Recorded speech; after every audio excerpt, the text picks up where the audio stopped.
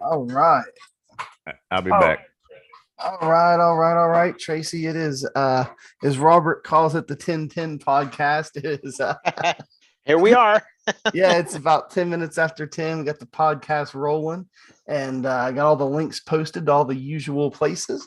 And we are live here. It is Sunday, June the 26th here at Area 51 for this Alien Factory podcast here yet another week. No guest tonight. We had somebody lined up, but he had to back out last minute. So it's just me, Tracy, and Scotty holding down the fort tonight here at the podcast. Got a few things we want to cover and talk about tonight. And first of all, Tracy, how are you doing tonight, my friend? I'm having a good weekend. I'll tell you that. That's for sure. I'm glad the week was over from last week. We did a lot of work and needed to get away and just do anything but what I was doing. So went and watched some little kids play baseball on Friday and then watched some double A ball on Saturday. And here I am with you. Awesome, awesome. Scotty stepped away for a few minutes. Instead of asking him how he's doing, I know he's not there. So And anyway, and for those waiting for the number one team driver, he's MIA tonight. So we'll have to see what happens with him. yeah, we hope Robert's okay. We haven't seen him all day. He's not online or nothing. So hope everything's okay with him. We'll catch back up with him here later in the week as he when he gets back online. So, but yeah, we don't see him tonight, but we got tons of cool stuff to talk about tonight. At least a few things, and all kind of cool stuff going on. Tracy, you got some plans next weekend, so we're not going to have a podcast. Tracy's going to be doing something interesting. What are you going to be doing next weekend? Well, for those that watch the USFL, they're going to be in Canton next week, which is just down the road for me, and they're going to have their championship game. And my boy and I are going to go take in that game. So that'll be Sunday night next week, the July 4th weekend. So that's where we'll be. And then the week after, we'll pick it up again. And if things work out, we should have Nathan Waddell, who was our guest for tonight, but he had a last minute emergency and wasn't able to make it. So we will have him on in 2 weeks. And he's our road to pro dirt guy. And we look forward to talking to him. Yeah, we told him, hey, if you make it, we'll have you back. Well, so he made it. He's a pro dirt driver now, so he's gonna come back, talk to us about that experience, and what it took to get there, and just the experience as a whole of getting a pro license and what that's like. So excited to hear back from Nathan. We talked to him on his way up the ladder, and he's made it. So that's awesome for him, and look forward to that whenever we come back with the podcast there on the Sunday after the 4th of July weekend.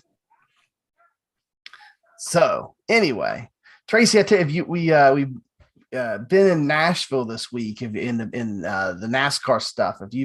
Have you done any races there? Done any running laps? What do you think about what's going on there this week?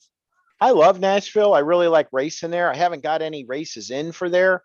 I got to race a little bit last night, but it was an ARCA race at Iowa, and it was Iowa at night. And I like running that track, so I was playing over there. But I really didn't get a chance to do anything other than test this week. But I do like the characteristics of the track and the way it races and everything plays out. As long as everybody behaves, it's usually a pretty good race. But we watched Monday night. We did the strength of field race at Nashville. That was an interesting race. If I remember right, it was only like one caution on that, and there Yeah, was some but that one was caused from an intentional wreck. Oh yeah. my I was going to be nice about it and say there was just some drama, and we'll go with that. But goodness. anyhow, so that's about all I had with Nashville this week. Did a little testing also. A lot of people know I like to do the road course stuff, and the Australian V8 supercars.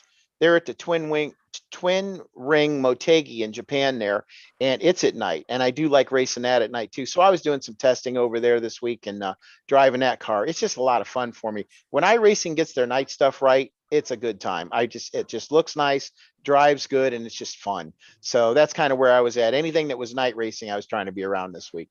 Yeah, I know you like driving those V8 supercars. They're fun. We drove those some together, and yeah, and I as I'm thinking about, I like the Nashville Fairgrounds more than the Super Speedway, but the Super Speedway is okay. It's not one of my better tracks. I was doing okay, but to me, at the end of the day, I just kind of you got to know when to hold them and know when to fold them.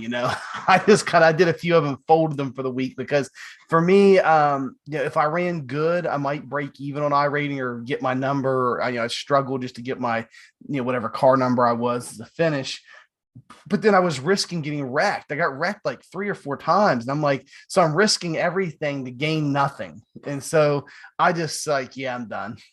Yeah, what makes that track so tough is it's a bottom feeder track. I mean, it's basically one groove, maybe a groove and a Yep. half. And if you're not on a groove, you're going backwards. And if you try to force your way in, like you said, somebody's going to either run you over, run into you, or you're just going to be a victim of somebody else's circumstances. And I believe you had a couple of those instances yourself where you were just kind of a victim there. Couldn't really do much. But yeah, at that track, you got to get elbows up. That's for sure.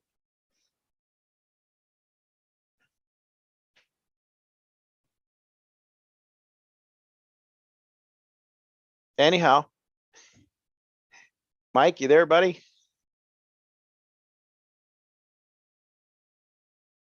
Well, we may have lost Mike. I'm not sure. Hello, Mike. Well, I'm back. How you doing? Hey, we're good. I don't know if we lost Mike or not. We may have His lost Mike. screen locked up, Oh, okay. didn't it? Any, yeah. Anyhow, we can keep going, Scott. Hey, why don't you let us know what was going on with your week? Did you get races in at Nashville this week? Yeah, Tracy, I had a great week at Nashville. Had a couple bad races, but I think I had 3 or 4 good races, so I came out a little bit ahead.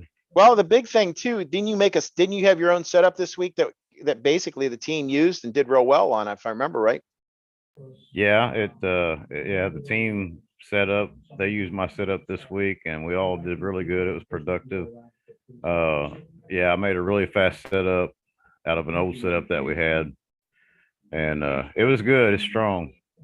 Yeah, I got it. I got the privilege to drive it. I liked it. It was some good work, that's for sure. So, yeah, Yeah, it thank was, you it very was a good much. job. Hopefully we can carry that over to some of these other tracks. And as some of the viewers that have been with us for the last few weeks, they know that a lot of times like mile and a halfs, and this particular one's just a little over a mile. We use those setups and carry them from week to week and build on them. And that's what you did. And you did a great job with it. And I know that those guys did some good results. I think Robert had some good results with it as well. Yeah, Robert. Yeah, he did. He really liked the setup a lot and bragged about it a lot, and it makes me feel good that the guys like the setup and they drive it and they do good in it. I like to see them do good in something that I created. Absolutely. Um, yeah, it was a really good long setup. So it at 30 laps, I was starting to catch people up front. It was just that strong, and it was a good 5th place car, easy enough. And I took 4th place, I think, twice or 3 times this week. Didn't you have a bad pit stop where you were being a contender the one time and have something happen? If I remember earlier in the week. Yeah, I was a contender, and I had a speeding penalty that held me for 40 seconds. That's what it was. Yeah. And you spun. You spun coming out from your pits. Was that Yeah, what? no, Yes. yeah, I did. I spun coming out of my pits. Yeah, that's correct. And it Yeah. set me back, and I had to drive all the way back through the field. And I should have finished better, but yeah, that was my own fault. Coming out of the pit road, what do you call that? The exit road there, Yeah. going The around the apron. curve. Uh-huh. It's asphalt, and I knew it was slick. I tested. I put over probably 600 laps there this week, 300 somewhere in there. But yeah, and I put too much gas to it, and it started to go around, and I couldn't catch it. I couldn't stop it, so I just locked the brakes up and stopped and did that little turn to the right, and got back on it. But yeah, that takes some time when you do that. Yeah. You were on cold tires, if I remember right. That's probably what got you, was the cold Oh yeah, tires. yeah, they was brand new tires, so they're slick, and the asphalt's slick. It was not pretty. Yep. Yep. It's all dirty. Well, I think we got Mike back. Mike, you with us now? Oh yeah, man! All of a sudden, my screen just grabbed the blue screen of death and it's done. I didn't reboot it, but the good thing about using the Zoom software to broadcast these things is it's not being the broadcast and meetings not being done from my computer still in the cloud. So if I get disconnected, you guys are still broadcasting it good. So that's really one of the great benefits of using Zoom. So I'm kind of glad we're doing it here. Absolutely. Absolutely. So Scotty was just telling us about his time at Nashville, trying to wrap up the week with that, and sharing some of his experiences he had with us, or with that too. So that's where we're at on our broadcast.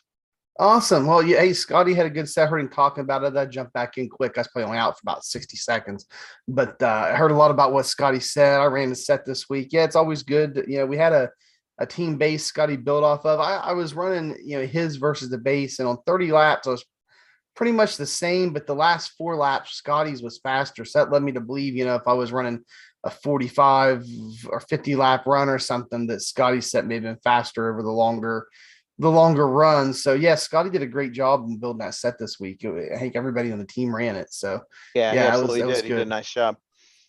Yeah. Yeah, I So appreciate it, guys. I put a lot of time into it. It just takes time, a lot of practice. Labor of And love.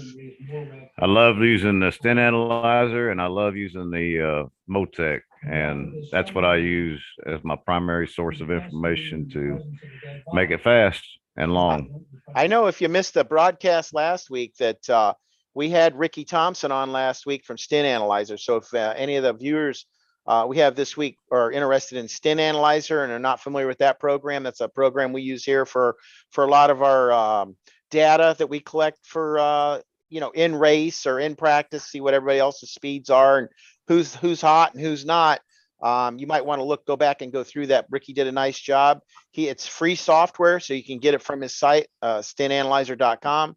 And you might want to pick that up, but he goes into detail on how to use it, some of the features that are behind the scenes kind of stuff, little detailed information there that just makes the software a lot easier. So go check it out. That's stentanalyzer.com. yeah, and Yeah, he's ahead, got a new Scotty. version with the wind indicator on it now also. Yeah, he just updated it. Yep, he just updated it this week, and it just came on. And last night I was working with a guy that I was on the other team with, and I updated his equipment and got him squared away, and he really enjoyed it. He thought the new version was really nice. Yeah, and I was going to say that, if you want to watch the whole podcast, that's great. You can get back, check out last week's podcast. It was episode 10. This week's episode 11. And you can hear all the cool stuff he talks about in depth. We go through everything, and we get sidetracked a few times. It pretty much took up most of the podcast. But if you wait here soon, I started this week editing that down. I started cutting out some of the dead air, not dead air, but the off-topic conversation and stuff. I'm trying to whittle it down to like a 25-minute video on A, how to install it, and B, Ricky going through and pretty much, it might be a 30-minute video. I mean, he went way in depth on every single piece of it. And if you want that shorter version with just simply the installation and then Ricky going through and explaining every single piece of the software with what it does, I'll have that up this week here in a couple of days. And I think that would be a good video for you guys to look out for. And it's just it's going to be an install and in-depth overview of everything it's in Stent Analyzer. I got a question, Mike. This past week, we've had updates from iRacing for season 3, I think it was. And I know there was an issue. I don't know too much into it, but I remember reading about it, about some of the AMD stuff. And I didn't know if any of our viewers that used AMD or anybody that may have had additional problems after it. I know I was one of them that did. I believe it may have self-corrected itself because I don't remember doing anything specific that corrected my problem. But after the download, maybe you guys know something about it, maybe you don't.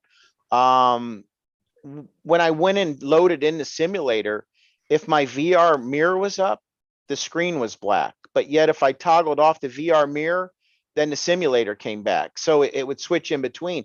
Don't know why. I was trying to find out myself, but like I said, it's kind of self-corrected itself. But if anybody's got any stories they want to share of this last update, I'd be curious to hear that because I heard it affected a lot of the AMD systems.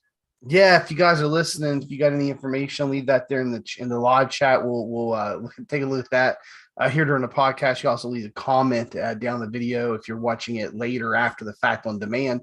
But there was a couple of topics that I wanted to bring up tonight on the podcast. We could just kind of hop right into them, and that was one of them. And it's just in general, in the last couple of months or so, iRacing's put out some patches that I think have had some bugs in it. And I think there's some bugs even that they're not fessing up to, that they're saying don't exist, but users have been experiencing problems. And that was one of them. People trying to use VR, your screen going black and different things. You weren't the only person I heard that from. And if you also remember, Tracy, there was that same day, or maybe it's the very next day, they put out like a hot fix. I think it might have even been the same day. Like they put it out in the morning, and then by afternoon at like 2 o'clock, they were shutting it down again or something to put out a quick hot fix for something. But and that's odd. Like the fact that they would just immediately put out a hot fix, because basically what that means, they put out broken code. Right. They were, And I yeah. remember it went down. I do remember that.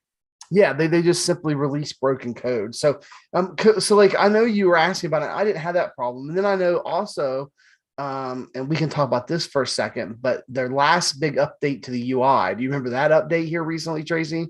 Yeah, I remember when there was a bunch of changes. Yes. Yeah, and all the issues it caused, because it used to, so when it used to launch, it used to ask you if you were using VR or not, and if you had Right. Oculus, it would ask you Oculus first and have a little pop-up. So if you had an Oculus headset set up, it would say, "Are you using the Oculus headset?" And you'd say no.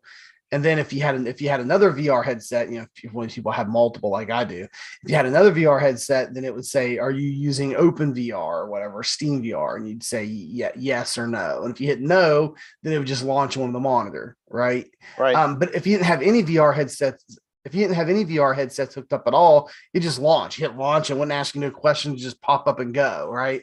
But if you had a VR headset and you wanted to race on a monitor, if you only had one, then you just have to answer the question for the one headset you had and go in. Well, they totally redid that and have that now. They have a drop down box, and it just irritates the crap out of me for a couple of reasons. One, the monitor's default, which you can make, I guess, anything like it gives you the option to always use one of them. So if you pick one of them, there's a down the bottom left, there's a toggle, like a on-off switch type thing, and you can tell it to automatically always use that option. But if you're using VR, you don't always want to go into VR. Sometimes you want to go into a monitor to work on a setup or watch a race or like whatever. So if you're using both a monitor and VR, you don't want to check that box. So then you got this drop-down box. And the thing that irritates me the most is most people that race in iRacing use Steam VR. Like every headset except Oculus's uses Steam VR, whether it's whether you're using the HP Reverb G2, any of the other Windows mixed reality headsets. I know the Samsung Odyssey Plus was a real popular one for sim racers there for a long time. I still got one of those. It uses Steam VR. The Valve Index, it was made by Steam. It uses Steam VR. I mean, really, every single headset except Oculus uses Steam VR, which is their open VR option. Well, now it's the bottom option. So you got monitor, Oculus, and Steam, and open VR is the bottom option. And you can't see it. When you hit that drop down box, you can't see it. You got to scroll down to get to it. That is annoying as can be. And then they did that thing where they used to have one renderer INI file, and now they've got a separate renderer INI file with separate settings for all three of those things in the drop-down list. One for monitor, one for OpenVR, and one for Oculus VR. And it keeps different settings in them. And whenever they made that switch, it was supposed to use everything in your current. It's supposed to ask you a question. Do you want to use your current render INI file to populate these other ones? And if you hit yes, it was supposed to fill in the settings you currently had. If you hit no, then you have to set them all to default. Well, that messed all kind of people up. You wouldn't believe the amount of people send me messages and ask me questions about helping them figure out. You did even, Tracy, I think at one point, and somebody Absolutely. else, there was like 2 or 3 other people in the team. Mike, we need your help because our settings and stuff are all messed up. Well, I think iRacing really jumped the shark on that one and just messed that one up. Go ahead, talk. You remember any of your pains on that one, Tracy? Yeah, my situation was a video setting. It just made the images look like there was a bunch of snow around the highlights of like edges. Yep. And I mean, it was ridiculous. It looked like a filter that you would put on for like TikTok or something that would change a character's face or whatever. And there was nothing I could do to get rid of it. And once again, it was just one of those things that just one day went away. And I couldn't tell you if I did anything to fix it or what the fix was for it. So, but yeah, there's a lot of oddities going on over the last few weeks with all these updates and different things they've been changing. I know they're gung ho about it, but I'm not sure what to think here because whatever they did actually affected my video settings for like YouTube and that. It was giving me the real graininess. Yep. And yeah, it just wasn't pleasant. It created a lot of aggravation.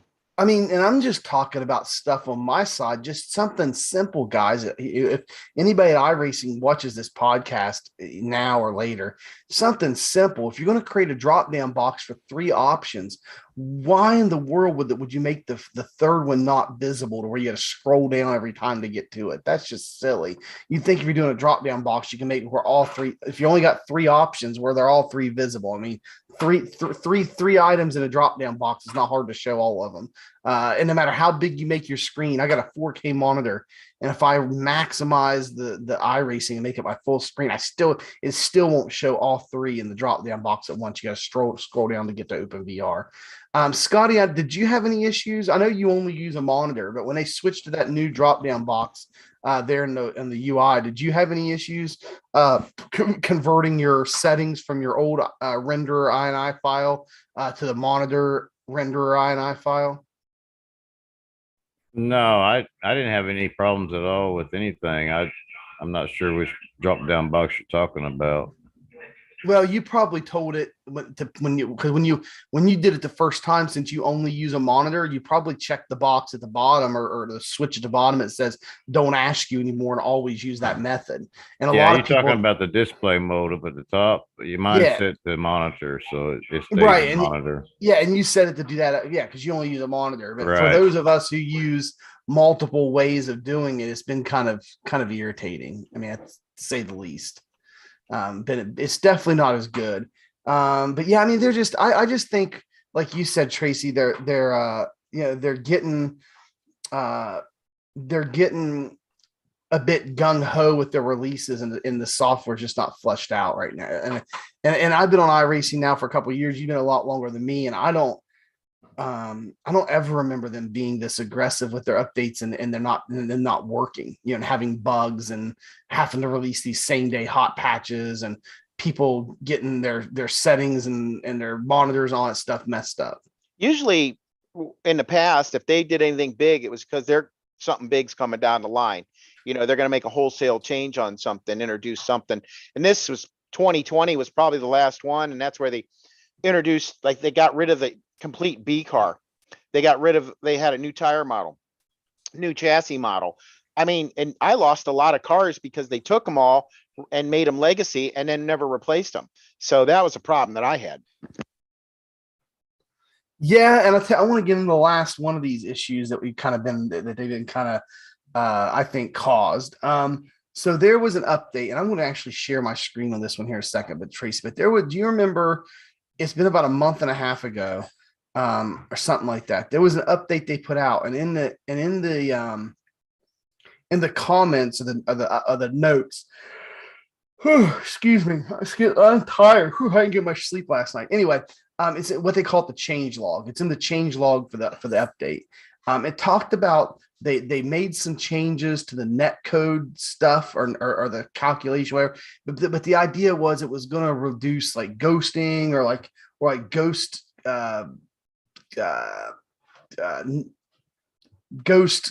impacts or whatever, incidents or whatever. But basically, it's some kind of, when it comes to nose to tail issues, with calculating the net code stuff. Yes, I remember that. Yeah. So but they never were really specific. They just kind of said that's what we're going to address. And people used to complain a lot. Like when you were in races, I was in races, I would hear people always complaining. I would complain. Guys, just like their car was off the track more than it was on the track. It was doing somersaults in the air. It would disappear and appear inside of cars and stuff. Just craziness. And people were complaining to iRacing big time about that.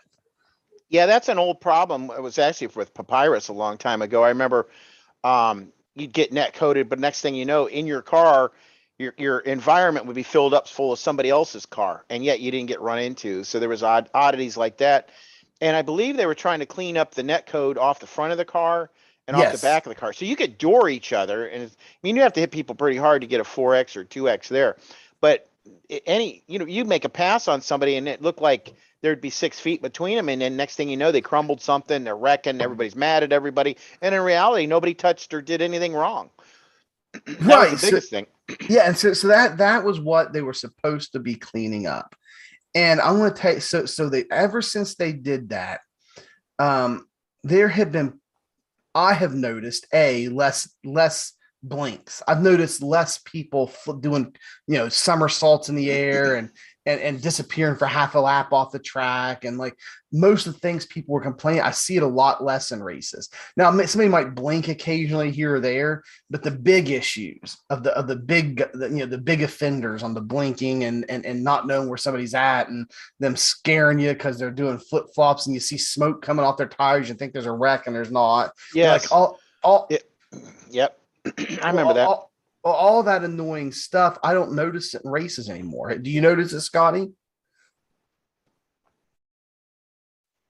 We'll go with no. No, I haven't. I have not. I haven't noticed that here lately, anyway. Right. And so what I'm trying to say, but here's the other problem. But have you noticed an abundant amount of disconnects due to like packet upload failure or something like that, some weird messages you never saw before, and tons of them, like half a dozen people. They've been having a lot of server issues, and I know iRacing doesn't like to fess up that it's their server, but it's either their server or a server in between. I know the Boston, what's that called? South Boston, or what's that server name? Boston, the Boston server. Yeah. Boston, Mass. Yeah, that one's been iffy this week. Some days I have green bars, other days I have orange bars, and been a couple of times I was even better on the West server, the American. I can't remember what it's called. It's West something, but it's just what it's called. It's like iRacing West, yeah, something like that. Yeah, yeah. I actually had better service on that server. So there's something going on with the internet, I think, and it may be iRacing, or it could be in between us and iRacing. But yeah, a lot of people are getting dropped. Just they'll be driving along, and it was happening to you. It happened to you on the midnight race. Yeah, same time every night. Same and time. And then turn around the next day, we was racing the noon race, your noon race, my 11 o'clock. And it happened to me in the 11 o'clock race. I think twice that week. I had it happen to me in the 11 o'clock race. Yeah, and that's the issue, Scotty. So it's been that, like, so there's no, you don't have, if you look up at that up in the upper right hand corner on the screen, it is typically where it shows up by default unless you move it somewhere else. Your latency. Yeah, it's the box. It's got your CPU usage. It's got your connection quality. Unless you have some of that stuff turned off, that's what you see up there. Yeah, it's got and by default there's at least 3 of them up there, but you can add more. Right. But that's what I have as default. The 3. It's latency, quality, and force feedback. Okay, so in the past, you would see like that. If you started blinking a bunch, you might see that go, one of those bars, like the quality or whatever, go up like in the yellow or red or something. And you knew you were probably in danger of getting disconnected. You were certainly blinking, but on these disconnects we're talking about, that not just myself is experiencing or you, but I've heard multiple people complain about it. And I've seen all kinds of people in races just drop, like they're right in front of me. They don't blink, they're not blinking, like they haven't blinked the whole race. Yeah, they'd be having green all the way across. Yeah.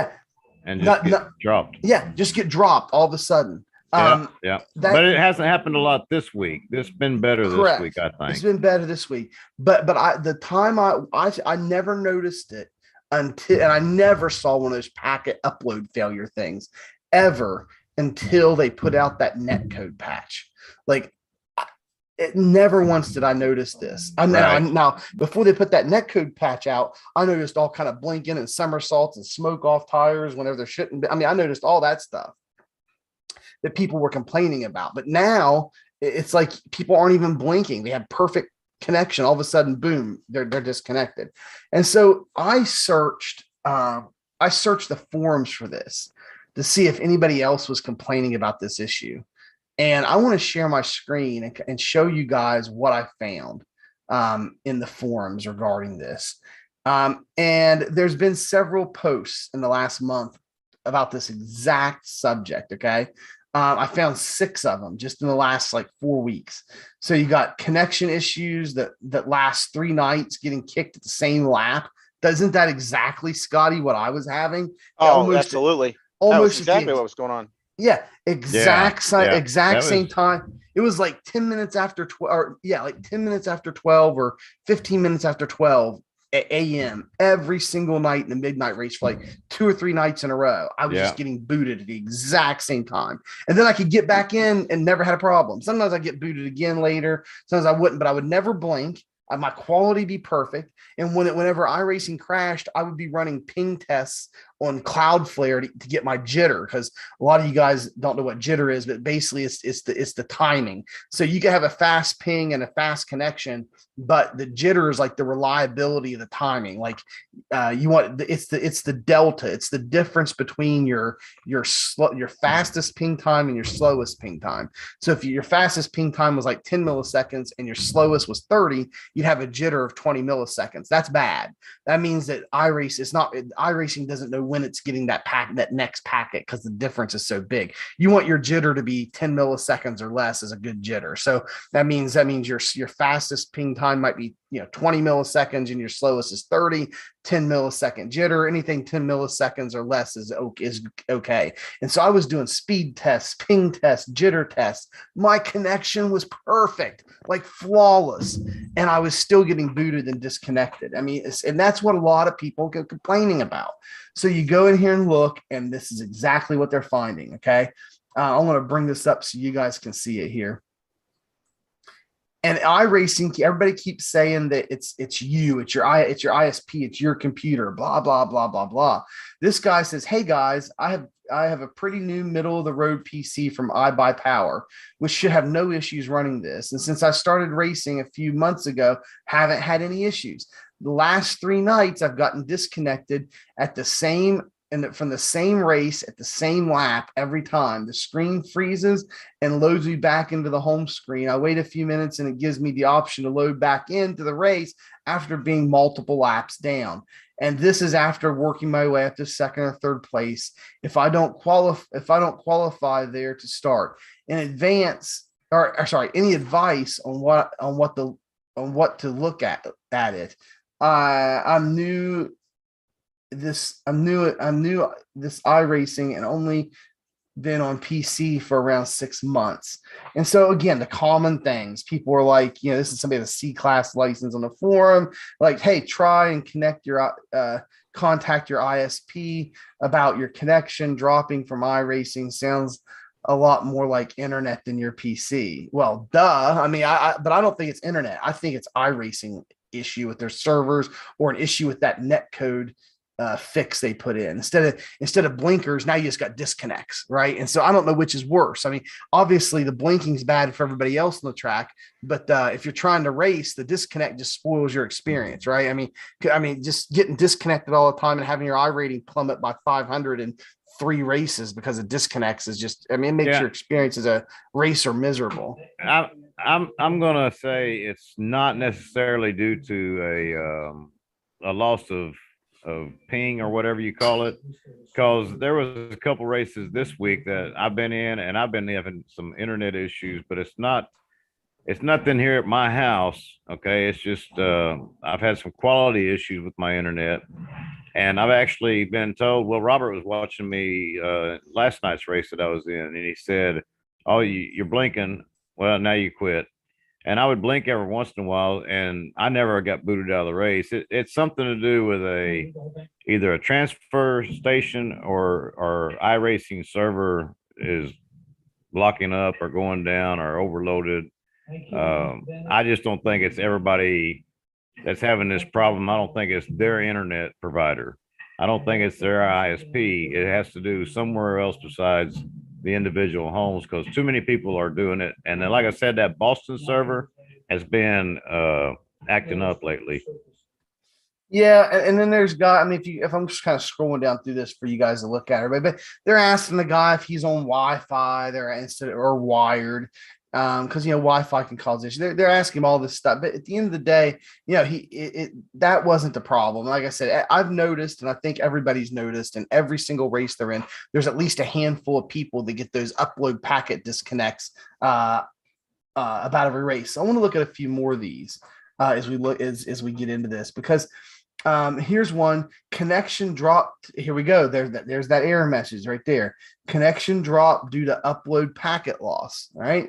So and it says answered, like iRacing staff answered this one supposedly. So they even copy and pasted the message here in the race. Connection dropped due to upload packet loss, waiting for device to disconnect, blah, blah, blah. They got booted, closing network service. So I've been having grief lately with my connection. Started in week 12, and that was of last season, again right after they put out that netcode patch. So just before the build, I've had a poke about, but I'm still none the wiser. Problem persists itself in different ways too. Connect session, but greeted with connection drop due to upload packet loss message. Have to leave the session as I can't drive. Connect to session, but C meter is red and P keeps going yellow. Now he is having some kind of issues there with his C, which is your CPU. Try to connect, but it says 0% for a few minutes. Now here's something I had.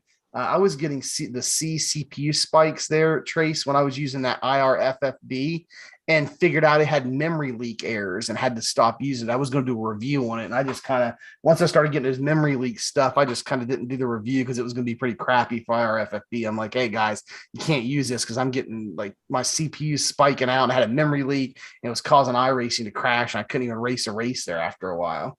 Yeah, it's been a while since we've even talked about IRFFB for sure.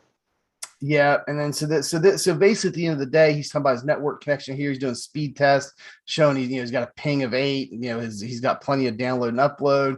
And then so basically, somebody from iRacing or somebody gives this answer. It says good news that this won't be network related. Something is crushing your CPU and preventing the sim from processing the network pieces it needs to process. That is why you're seeing the disconnect message. But if the CS meters are going nuts, then something else is, and the machine is crashing.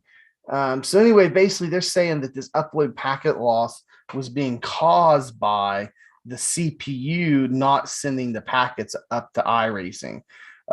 But I would argue that when I was having the problem, my CPU is fine. I have a 5900X in here, 12 cores, 24 threads. I should be able to do iRace stream. I should be able to do all this stuff, and my CPU should never be bogged down so much it can't send a packet to iRacing. So there's a little bit on that one.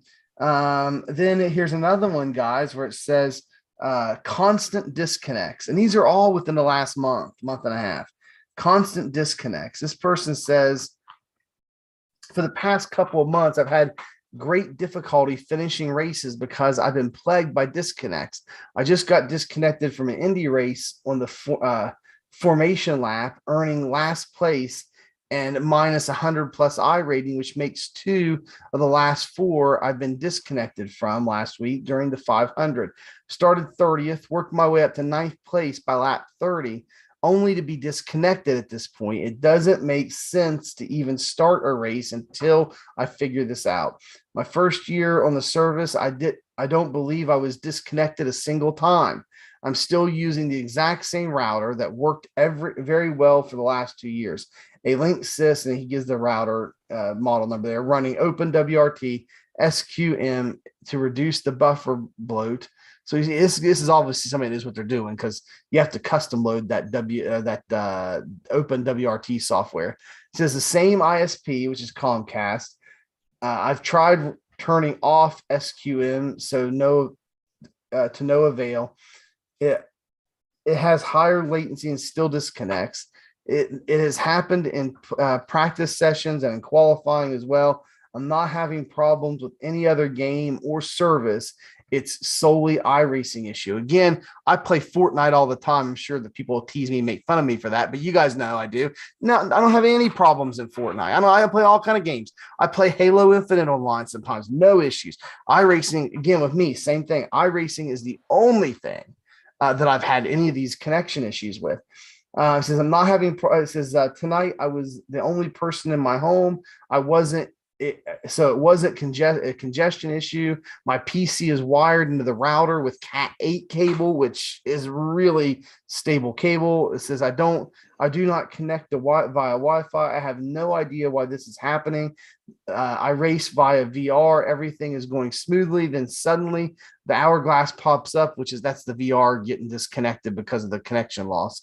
And I'm dumping out to iRacing client where it says I can't connect to iRacing for 1 to 2 minutes. I can get everywhere else without issue.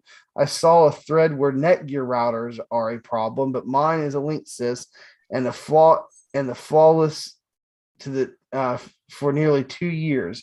Does anyone know why this may be happening? Thanks for any help. Does that not sound familiar, Scotty? Oh yeah, that sounds like, yeah, I've seen it to many guys that it's happened to. Yeah, and so here's the response here. And the worst part of it is you lose that I rating, it takes you 2 or 3 races, maybe 4 races to get it back. And that's what really stinks. More like 20 or 30 for me. Yeah. So Randy Cassidy is a staff member at iRace. If you look here in the forums, it says staff. He responded here, and this is what he says. When you say the hourglass pops up and I'm dumping out into iRacing client, that sounds like a sim crash. So here we go. Let's blame everything other than the connect. This is common. All these, the iRacing staff, everybody else is saying, nope, not iRacing, not us. Couldn't be the netcode fix that we put in there. It couldn't be our servers. Couldn't be a problem we're having. So he's saying, sounds like the Sims crash. If it was a network connection issue, you would remain in the sim itself and see some kind of connection loss error message. The can't connect to iRacing for 2 minutes after ending backup, and the iRacing client is because the race server has no idea why your sim suddenly stopped sending network packets to it. It holds your connection open for that time. Blah blah blah blah blah. So here's another one. I mean, they just keep coming, man. There's more on them. Here's one. There are there current iRacing network server issues, short freezes at start of every new session. Here's another one. This is the same thing we've been talking about. This packet loss, instant disconnects, ruining race experience. Exactly. This one says, why does iRacing freeze screen mid-race and disconnect? So, I mean, these are happening like all over the place. And this particular one, I think they start asking about that patch. I was asking, saying, could that patch have done it? I read through these earlier. It says, I'm sick and tired of the constant disconnects I suffer in iRacing since you made the update. There you go. It was supposed to fix ghost contact issues. Before that, I had no such issues. After that ghost contact BS stayed the same, but I started getting disconnects because of packet loss or whatever. I don't think of blaming my internet. That was fine on your service before, and it's still fine for every other service. Only your service is dropping me out of races. Today, we had to drive a ranked race with 6 cars in IMSA. My PC or my MP3 TCR3 GT4, whatever that is.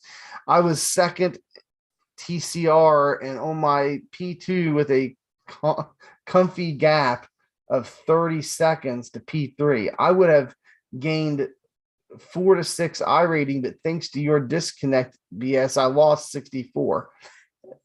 Is this the way you motivate customers? First, we have to drive a 3 driver in class race, and then the rating of those drivers are like 1K apart each. And then what a surprise, all run according to their rating on their spots, but all of a sudden I have to suffer from a disconnect. How would this motivate me to support your service and your work with my hard-earned money anymore? Please try to explain to me. P.S. I started to have this packet loss disconnect issue with the update that was supposed to fix netcode and ghost contact issues, which it did not. So that guy even called him out on the exact time that he started having these issues, and it's the exact same issues that everybody else is seeing and complaining about. And here they go. So there was no update that ever claimed to get rid of netcode. Well, that's not true. It claimed to get rid of it did claim to clean up, like you talked about, Tracy, the front and back issues with netcode. Yep. Right. And so it did claim that. And this is not to say the problem isn't iRacing's, but just browsing the complaints and problem reporting should have, and problem reporting should give you a hint that it might not be iRacing. Not even you posted this problem in the proper manner. In fact, no one has. What's the proper manner, Tracy? I don't know what the proper manner to post a problem like this is. He's just sitting there asking anybody else had this problem. Yeah, I don't know on that one. I have no idea. Some of these people are a little more in depth than I get into it. I'm still thinking about the guy that thought 6 iRating was a good way to go. Yeah. Well, and this is coming from a forum person with a B license. That's a B license of the forum. I think I'm still a rookie on the forums, and I'm on here a lot and post some. So I don't know how they must be like forum masters here. So he's saying obviously this guy didn't post in what they consider the proper way. I don't know. And he's also saying, well, if this really was a problem, Trace, there would be all kinds of people post on here. Well, I've just saved them. I went through and looked at all. There is a lot of people talking about this. Yeah. We're talking about it, you're not going to want to hear this, OP, but if this was an iRacing problem, there would be a double-digit threads about it already, and a good number of members would be screaming bloody murder. We are. I'll be right back. We are screaming bloody murder about this. You know what I mean? Like I don't know. I swear, I think iRacing can deny it all they want, but I swear, I think. Well, I think they do it for damage control so they don't create panic. Yeah, I think so. Well, I think what they've done is they had all these people complaining about ghost contacts, like you talked about, on the front and back of cars. Right. And they had tons of people complaining about all these blinkers in races. You're blinking. And in the NASCAR races, even more so. Like in road racing, it's a little bit easier to avoid blinkers, because you're a little more spread out. But in all the NASCAR stuff and all the oval racing, you're all packed in together. And you're racing really close to each other a lot of times, and blinking can be a problem. People get downright nasty about it in races. I'm going to go ahead and close this screen share out. I mean, that's pretty much, it was tons of that stuff. I think it was one more I didn't read, but people get nasty about on the radio. I know there's been times where I've blinked and Mike, you're blinking, get off the track, park the car, Yeah. I've heard that, spotting for some of your races and stuff. And I mean, it's not your problem. It's not like something you can just adjust yourself and to be all taken care of. So yeah, we need some people to be a little more user friendly. That's for sure. I mean, obviously you're not doing it intentionally. Well, they were complaining on the forums to iRacing about this a ton. And I just think iRacing said, well, okay, if you guys don't complain about it, we'll clean it up. And so they released this netcode patch or fixed, I think, to address some of these problems that people were having. And what they've done is, I think they've lowered their threshold for disconnects. Like when I say lowered, I mean tightened it up. They made like they had a threshold, like so I know how code works, and I haven't seen their code, but I could imagine. I've written computer code before for programs and stuff. I've been a programmer before, and so you would put tolerances in there. You would say if we don't hear from this guy's computer in 100 milliseconds, then we're going to disconnect him. If we don't do it, or we're going to take him off the track. And then that's why people, are on the track and they disappear, and then they may reappear later, 10 seconds later. Because, okay, we heard from him again. We'll put his car back on the track. Right. And then they'll say, if he does it if it disappears off the track 10 times, then we're going to disconnect him. Like there's logic, and there's definite, they've got to have definite boundaries in the code. Like we got to hear from your car at least every X amount of milliseconds.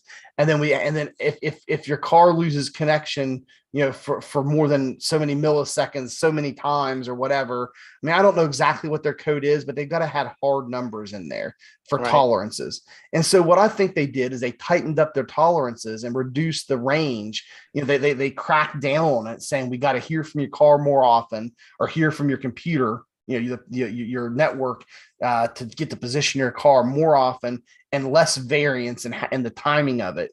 And so what they've done is they've tightened up the net code. So now people aren't blinking as much. And we've all noticed it. I mean, it's right there on the track. People aren't blinking nearly as much as they used to with all the kind of flipping and flopping around the track. But now everybody's disconnected.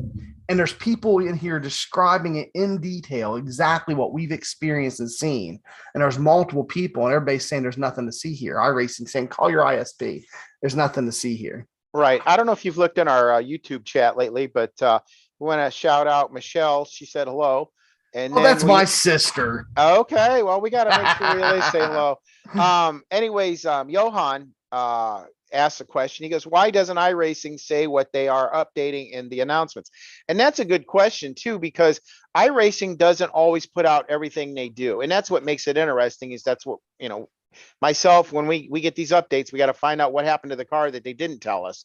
So, and they're great at that, because they'll tell you that they changed this and there's 5 things on the tail of it that they changed and never announce it. And I think that's just so they don't upset the community. And that happened a lot when they had the exploits before 2020. So, but they are good at that. That's just kind of the dog and pony show, the smoke and mirrors, iRacing says, well, we're going to do this. And in reality, there's a bigger fix behind it, or they had to fix something else. They don't know. And Johan's right. They don't tell you exactly what they're doing. That's for sure. Yeah, and that's frustrating too. And I found that if they do mess something up, they never want to take the blame for it. Oh no. They deflect everything. And that goes back to the stuff that we had found earlier in the year on the B car. They were telling us that they measured a certain way in Imperial, and we found out later that that's not really the case. So, Johan, go back and watch the video on that. It was like, I think the title was like "Found a Bug in track bar measurements" or something like that. It was a video, and basically what the deal was is like, so we had a level track bar and it was measured in inches, and then you switch to metric, and it was not level anymore. Right. And then you switch back and it was level, and then if you switch to metric and you made it level in metric, you switch back to empirical or imperial, and it was not level. And so we called him out on it. Matt Holden, who's a developer for the B car at iRacing, came on and was like, that's not a bug. It's just the way it's just the rounding between the conversion of the 2 measurements. And then I said, well, which one's accurate? Like, okay, fine. It's an issue with the conversion. So now do we develop for US imperial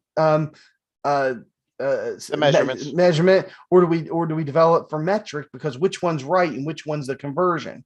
And he said, oh, just do it in the United States units and not metric, and you'll be fine. And I said, okay, because he was the metrics is the conversion. Well, we talked to Ricky Thompson last week, who is a software developer who developed State Analyzer, and he did some digging into it. And see, my argument was before Matt Holden addressed the subject, I told Tracy, well, NASCAR is a U.S. sport, so I'm sure that the imperial measurements would be the default and metrics must be the conversion.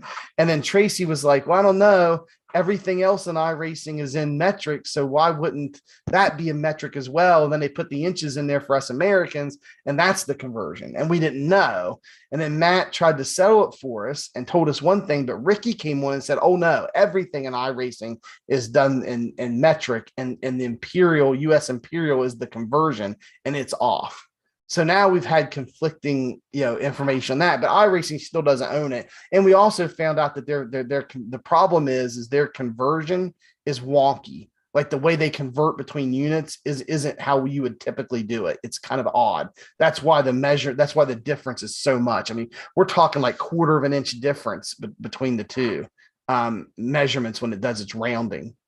Yeah, and it was good to talk to Ricky, and we were off air last week when we had that conversation, but at least somebody validated it that was legit, because obviously he was having to convert it for his software as well. Yeah. And I just want to make sure, so if anybody else has experienced any of these connection issues we're talking about, and all these people in the forums have been talking about, give us a shout, let us know. I haven't noticed it as much lately. but I switched internet providers as well, and I switched to fiber connection. So it may be that my fiber connection doesn't have as many issues. And I'm gonna be honest, guys. My old internet provider was a local, well, not local, it was Suddenlink. I mean, they're regional. There are multiple states. It was a cable internet provider, and I did have some issues. Like there were some times where my jitter was like 30, 40 milliseconds. That's really high. And sometimes I would show some quality issues and blink a little bit. Like I did have those problems. And if somebody told me I was blinking, I'd say, okay, I'll try to stay away from everybody. So I'm not claiming my old internet was perfect, but it never disconnected me on a regular basis. I just blink a little here or there and somebody tell me about it. And I'd be careful, when I was racing, and never had any of these disconnect issues until after that patch that was supposed to address that net code on the front and back of cars.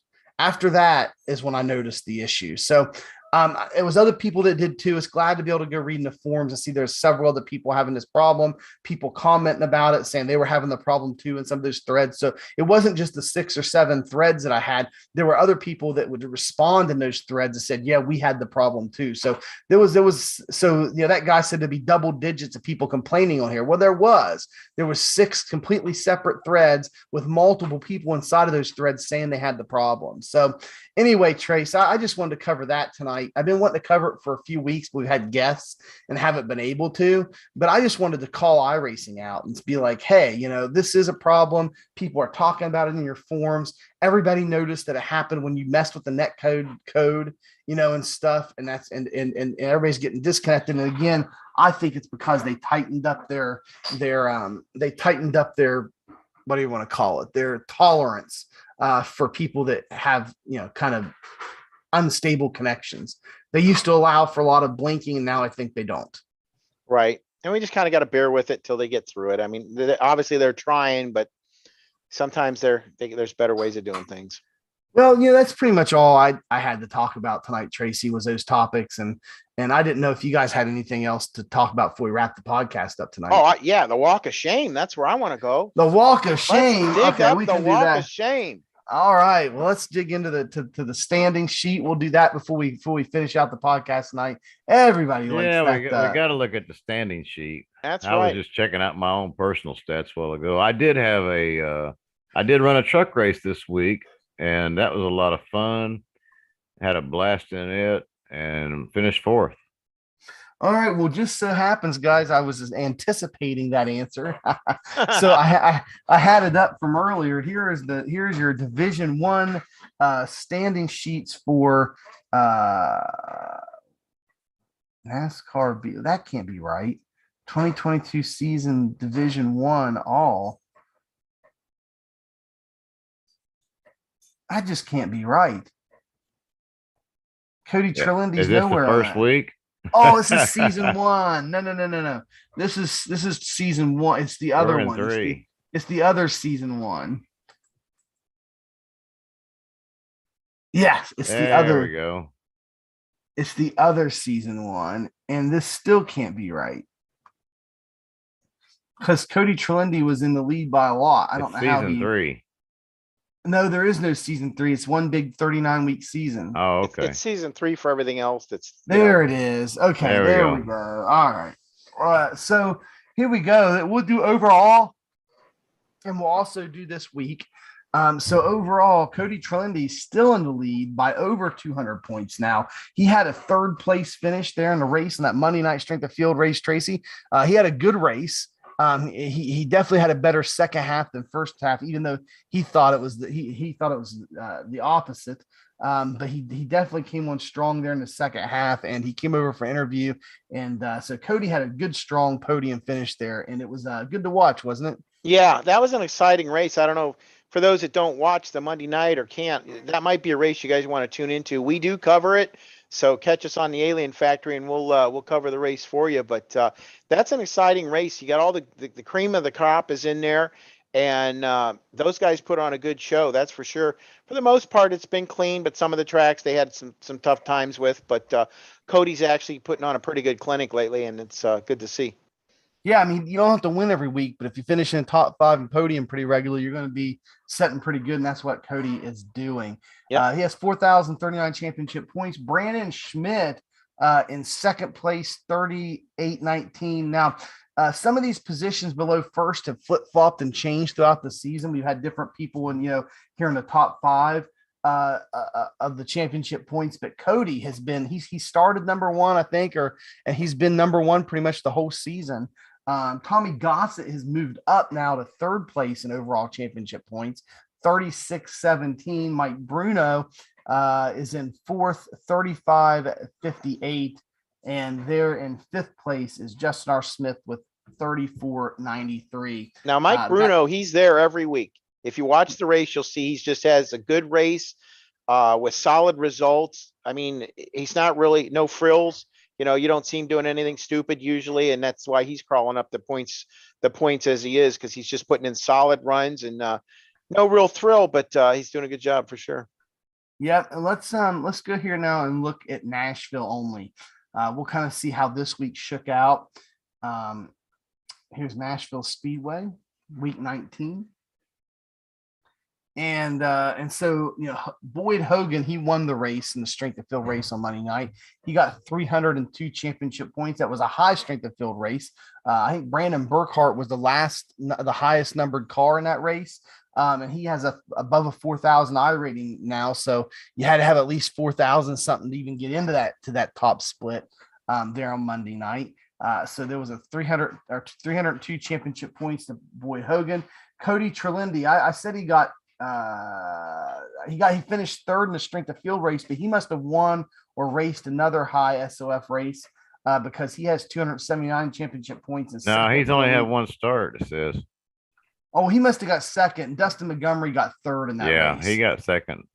Yeah, okay, because we interviewed Dustin Montgomery as well. So anyway, so Cody Trelindi, they're second this week. Brad Mahar. No, he finished third. No, that's never mind. Go ahead. Yeah. Second. Anyway, yeah, Brad Mahar, he had 3 starts and he had 270 championship points for the week. Now, Brad's been a guy to watch. He's been at the front. A couple of weeks, he actually dominated these races. He was in a league by himself. So, yeah, keep an eye on Brad. Brad looks like he knows what's going on there. That's for sure. He's always prepared every week. Yeah, he had 2 wins out of 3 races, 3 starts. Yeah. Nice. That's pretty good numbers there. Yeah. And Dustin Montgomery had 7 wins for the week. He might have had the most wins for the week here in Division 1. Yeah, Dustin's been fast all week. I've been following him a lot. Yeah, 7 wins and 16 starts and 241 championship points there for him. And yeah, I mean, that's pretty good. If you keep going down this week, I mean, you'll see other guys like Tommy Gossett in here, 10th place or 9th place. I mean, who else do we know down through here? It's a buddy of the channel. Mike Bruno was in 19th for the week with 186 championship points, 10 starts, 1 win, 6 top 5s. So, that's a bit of a rough week for Mike. He's 19th overall for the week. But again, like you said, Tracy, he shows up every single week and is methodical and gets decent finishes. Yeah, he just and that's grinds why, it out. Yeah, and that's why he's in the top 5 overall. We see Ricky Udding down there in 23rd this week with 178. Derek Justice, there's a road pro driver there. Yeah, he is a pro driver. Yes, he is, and he is in there as well. So he's at 24th here for the week at 177 championship points. And you see his pro license there as well. So that's pretty much our update on the overall picture in B Open, as well as this week here at Nashville. Now, for your guys' favorite part of the Robert Cook, the #1 team driver. This is his favorite part, the Walk of Shame. The Wall of Shame. Here we go. Incident points. Sorting by incident points. But I tell you what, here in Division 1, there hasn't been a lot, honestly. I mean, the person with the most amount of incident points in Division 1 was 38, and he had 12 starts. Like, that's next to nothing. And that's like just over 3 incidents a race. Yeah, look at Rocky Boyd. He had 2 starts and 16 incidences. Yeah, that's 8 per race. I'd say he's probably our winner because there's 12 with 2 starts. I'm looking if there's anybody even close. 12 with 3 start. Nope. I had 2 starts in 10. Mine's high, but not nowhere close to Rocky's. So yeah, looks like Rocky Boyd is going to be Rocky Boyd number the third is going to be our winner this week for the Division One Wall of Shame. That he averaged 8 incidents per race, 2 races, 16 incidents. That's 8 incidents per race, 2 4Xs per race. Yeah, that doesn't reflect any negativity on him. He just got in some probably in the wrong spot at the wrong time. Right. Incidents. And That's possible. what happened to me, except for the one time I induced my own spin. The other times that I didn't have a good race, it was due to somebody hitting me. And our weekly disclaimer, Rocky, if you're watching and you want to come on the show and explain your side, have your people get a hold of our people and we can get together and we can hear your side of the story. Yeah, it could have been guys just wrecking in front of you and you getting innocently collected. We don't know. All I know is that we're just going by sheer points, whatever we're talking about. It's all in good fun. That's what we're calling it, the Wall of Shame. Exactly. I appear on it sometime. Last week I was up there. You had honorable mentionings, that's for sure. I had an honorable mention last week on the Wall of Wasn't Shame. wasn't he like second or something? He was close. I don't know if he made the podium or not. No, I think I was just outside of the podium. That's why I got the honorable mention last week on the Wall of Shame when we were in Nashville Fairgrounds. I mean, that was wild at Nashville Fairgrounds. So here we go overall. Again, not that wild. Overall, the person with the most incidents had 116, but he had 14 starts. I mean, that's not that's not anywhere near what You got one down there with 58, and he only had 4 starts. 116, 14. Well, it's 8.2. Number 5. So 8 point. So far, the top guy was 16 incidents, 116 incidents. He averaged 8.2 per start. So that's a bit high. Who are you talking about, Scotty? Number 5. Number 5. He had 4 starts and 58. 50. Ooh, yeah. It's over 10 per race. Divided by 4. That's 14.5 per race. I think we got our winner. Yes, I'd say so. Let's see. Unless somebody's got one race. No, I think that's Greg Price. Greg Price is Division 5, so he's probably pretty new to iRacing, so he's still learning. Yeah, he's got a B license, 2.1 safety, so I'm assuming he's probably working his way up. So or down. He's been working his way down. Yeah, he's working his way down. Yeah, it's one of the two. But yeah, man, that's rough. That's rough on the safety, rough on your license. That's just rough all the way around. 14.5 incidents per race, and he ran 4 races. So yeah, that's kind of tough, Greg. Good luck to you next week. Good luck to you next week. We're a road course, so maybe it might not be racing next week, but Atlanta's after that. So maybe you'll have a better week in Atlanta, but that's rough, man. I feel for you. I'm sure that it's been rough on your I rating, rough on safety rating, rough on everything. And Nashville was a tough track. I mean, depending on your setups, you get loose. The concrete, man, it made your tires wear out quick, and it was just rough all around tires. Yes, sir. I don't know. I always finish with pretty good tire wear. I want to know what road course we're at. Are we at Sonoma? Road America. Road America. Road America. I might have to do a couple of those. Yeah, I might do a couple of those too. I don't like racing any road on NASCAR stuff, but I like Road America as a track, so I'll do a couple of those probably. All right. So there you go. There's our walk of shame. Greg Price there overall, and Rocky Boyd the third there in Division 1 is your winners on the wall of shame this week. Congratulations. Pick up your parting gifts on the way out. Yeah, we got some. We got to get our Alienware going, get our merch up. Yeah, we'll get a special sticker for the wall of shame or something we can send to everybody. Like, I officially made the Alien Factory wall of shame. You're right. Oh man. Exactly. It's all kinds of fun.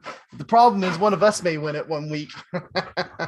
Well, whatever it takes to make the show, right? Yeah, you got to make the show. Well, guys, I think that's pretty much all we got this week for the podcast. Next time we're going to be off next week for 4th of July. The week after that, we're going to have a new pro dirt driver, Nathan Waddell will be back with us here on the Alien Factory. We talk all kind of dirt stuff with him and talk I'm about excited because I want to get secret high intensity training with him too. Yeah, me too. He promised us that of the last one. He but, did. He did. yeah. So I haven't nagged him the whole time he's been trying to be a pro. So now no holds barred now. Yeah, we didn't want to harass him and mess up his we didn't want to mess up his training for pro and his practice and everything. But now that he's a pro and he's made it, we got all time that we need that special one-on-one high intensity training from Nathan Waddell and dirt. Right, exactly. So we're looking forward to seeing you, bud. Yeah, guys, I tell you what, I think it wraps us up here at Area 51 for this week's Alien Factory podcast. Tracy, man, it's good to have you this week. Hey, thanks. I appreciate being here. You know that I'm here every week. I've got obviously something to say about something, I'm sure. And Scotty, glad you could join us again this week, man. Appreciate your input here tonight on the podcast and talking about, building your set and everything here in Nashville as well. Yeah, you bet. I enjoyed it. It's been good and informational. Yeah, and hey, everybody that's watching, we appreciate you being here and watching the podcast, being here with us for it, and I hope you all enjoy that. We also release shorts throughout the week from the podcast, so check those out. If you haven't done so yet, we just asked you hit that subscribe button down below there. We are on our way to being YouTube partners, and every subscription helps us in that goal, and we appreciate the channel growth. It's also a bell icon. Hit that to get notified anytime that we put up new content here on the channel. Then down below in the description, there's all kind of goodies for you guys. There's the parting gifts, Tracy. There's the party favors. Go get your free setup. Yeah, party favors are down there in the description below. We got us an affiliate link to Major's Garage. You click that, and any of their subscriptions that you purchase, their monthly subscriptions you purchase, the very first month, we get a commission on that, and it doesn't cost you guys anything to support the channel there. And we would appreciate that. They also offer their free baseline setups you can build off of. They're stable and they'll get you to the finish line. They're not the fastest things in the world, but you can definitely use them as a starting point to build your own set, make them faster. They are 100% free there at Major's Garage. Those are their baseline plus setups. And then on top of that, there's some other places to get free sets down in the description. We got Old School Racing, that's osracing.net. They have oval stuff there, that being dirt oval, asphalt oval, and they're all free, community supported and community uploaded setups they share with you guys. You can go there and check those out. Then there's a link to Edwards Garage, or Edwards Setup Shop, not Edwards Garage, sorry, Edwards Setup Shop. It's not a for pay setup shop. It's a Discord community where it's user supported, user uploaded to the Discord there. You get setups for all kind of stuff from the community. And it's all free, 100% free. And they got setups for about every single discipline that's inside of iRacing. So go and check out Edwards Setup Shop as well. They're one of our partners, and they've got a special place in their Discord for all of our videos to go. We got people watching from in there and subscribers from there. And then last but not least, Jeff Maconi gave us 10% discount code, Area 51 with no space, Area the number 51 altogether at Maconi Setup Shop gets you 10% off of all non-monthly subscription purchases. Some of that would mean coaching, it would mean single setup purchases, pretty much anything else on our website that's not a monthly subscription. You get 10% off for there at Maconi Setup Shop. So go and check them out. Jeff Maconi wanted to help out you guys, our viewers and subscribers, and I'm sure y'all appreciate that. So check out Maconi Setup Shop with the promo code there, Area 51. Guys, that is everything that we have tonight for our podcast. We enjoy having you with us. I'm glad you tuned in to be with us tonight. For myself, Mr. Excitement Mike Howerton, for the Admiral Tracy Rumschlad, and Scooter Scotty Stevens, thank you for being with us. And as always, we will see you on the next one. The next one.